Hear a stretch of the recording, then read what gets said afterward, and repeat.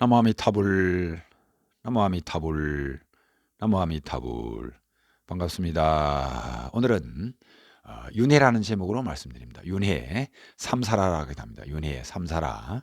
사람이나 초목, 동물을 막론하고 몸은 죽어 없어져도, 즉 물실은 사라져 없어져도 업은 영원히 살아 다른 육체에 옮겨져서 수레바퀴가 돌듯이 멎지 아니하고 여러 가지 환경과 생애에 새로 태어나 미의 생사를 끊임없이 되풀이한다는 불교의 사상 또는 세계관을 윤회라 말하고 있습니다. 즉 이 중생의 업은 육체와 같이 사라지지 아니하고 전전하여 무시무종으로 시작도 없고 끝도 없는 그런 세월 동안 돌고 돌아 윤회 생사를 끊임없이 되풀이한다 하는 것이 바로 윤회의 의미가 되겠습니다. 오늘은 미묘 비구니라는 비구니 스님의 과거 윤회 전생의 내용을 소개하고자 합니다. 이 미묘 비구니 스님은 나중에는 공부해서 지혜의 눈을 떠 아라한이 된 스님이 되기도 하겠지만 자기 자신의 기구한 윤회 전생의 인과에 대해 다음과 같이 스스로 말씀하고 있습니다. 미묘 비구니 스님의 말씀입니다. 나는 원래 바라문의 딸로서 태어났다는 것입니다. 아버지는 나라 안에서 널리 알려진 만큼 덕이 높은 큰 명문가 집안이었 딸이라는 것입니다. 이웃에는 또 다른 바라문이 살고 있었는데 그 집 바라문의 아들은 인자하고 총명한 아들이 있었는데 미묘 비구니 나의 미모에 끌린 이웃 마을 바라문의 아들은 나를 아내로 맞아 가정을 이루고 살았다는 것입니다. 그리고 자신은 혼인하여 한 아들을 낳았고 시댁 부모님은 잇따라 돌아가시고 남편과 은연 끝에 둘째 아이는 친정에 가서 해산하기로 하고 친정으로 가는 도중에 갑자기 진통이 와서 나무 아래에 자리를 펴고서 두 번째 사내 아이를 낳았다는 것입니다. 그곳에 아이를 낳은 곳 조금 떨어진 곳에서 곤히 잠든 남편은 그날 밤에 독사가 물어서 죽어버렸습니다. 이런 사실도 모른 채 새벽에 남편을 깨우러 갔다가 죽어있는 남편을 보고 그만 기절하였다는 것입니다. 큰아이가 소리내 울부짖는 소리에 기절했던 이 아내는 정신을 차려 큰아이를 등에 업고 갓난아기는 품에 안고 울면서 길을 떠나 친정집으로 향하여 갔다 하는 것입니다.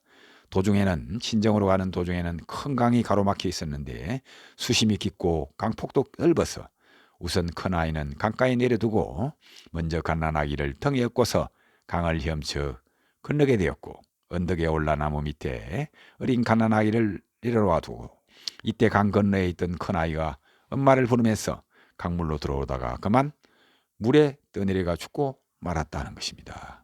그리고 자신은 급히 강물에 뛰어들었으나 그 큰아들은 구할 수 없고 죽었다는 것입니다. 다시 기슭에 올라와 갓난아이한테 돌아오자 갓난아이는 이미 늑대가 먹어버린 뒤였다는 것입니다. 그리하여 자신은 또다시 기절했다가 한참 만에 깨어나 얼이 빠진 듯 정신없이 길을 걷다가 도중에 친정아버지의 친구분을 만났다는 것입니다. 그리고 자신은 그분에게 친정의 소식을 물으니 며칠 전에 친정집에 큰 불이 나서 가족들이 모두 불타 죽었다는 것입니다. 이 비통한 소식을 전해 듣고 또다시 쓰러져 기절했다는 겁니다.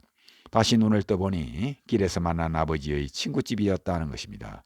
그분은 홀로단신이 된 자신을 가엾게 여겨 친자식처럼 잘 돌봐주었다는 것입니다. 이렇게 지내던 어느 날 또 친정아버지 친구분 이웃에 살던 바라문은 자신의 얼굴이 고운 것을 보고 아내가 되어 달라고 청을 했고 또 의지할 데 없던 자신은 어찌할 수 없이 그 남자에게로 가서 가정을 이루어 살았는데 그 남편은 술만 마시면 망나니가 되어서 갖가지 학대를 하였다는 것입니다. 고통을 참지 못하고 집을 뛰쳐나온 박폭한 자신의 신세를 한탄하며 베나레스로 가서 성박의 한 나무 아래에 머물고 있었는데 마침 그때 그 고장의 부의 아들이 사랑하는 아내를 잃고 잊지 못해 하면서 날마다 아내의 무덤을 찾아와서 애통하게 우는 모습을 보았습니다. 그는 몇 차례 나와 자신과 마주치더니 자신에게 다가와 새 아내가 되어달라고 간청하여 또다시 새 아내 부부가 되었다는 것입니다. 그는 얼마 지나지 않아 그만 남편이 또 병들어 죽고 말았다는 것입니다. 그 당시 그때의 그 고장의 법에는 미망인은 남편이 죽으면 무덤에 함께 산채로 묻도록 되어 있다는 겁니다. 그래야 자신은 무덤에 묻혀 죽을 때를 기다리고 있는데 밤이 되자 도둑이 와서 무덤을 파고 자신을 구출해 주었고, 그리하여 그녀는 또다시 도둑의 아내가 되고, 며칠 뒤 도둑은 그 나라의 법에 따라 붙잡혀서 도둑은 사형당하고 말았다는 것입니다. 자신은 또 자신의 기관 신세를 한탄하며 전생에 무슨 죄를 얼마나 지었기에 이처럼 갖가지 고통을 받으면서 살아가야 하는가라고 늘 고통 속에 한탄하고 있었는데, 그때 문득 석가족의 아들 고타마 시타라타가 고행 끝에 부처가 되어 가구와 미래의 일을 훤히 안다는, 즉 숙명통을 얻었다는 그런 말씀을 들었다는 것입니다. 그래야 곧바로 기원정사로 달려가 부처님을 뵙고 그동안 자신이 겪은 낱낱의 얘기를 말씀드리고 수행자가 되게 해달라고 부처님께 간청했다는 것입니다. 그리고 부처님 밑에서 비구니가 되고 부지런히 정진해서 마침내는 아라한이 되었고, 마침내 자신의 과거와 미래를 자신이 훤히 알 수 있었다는 것입니다.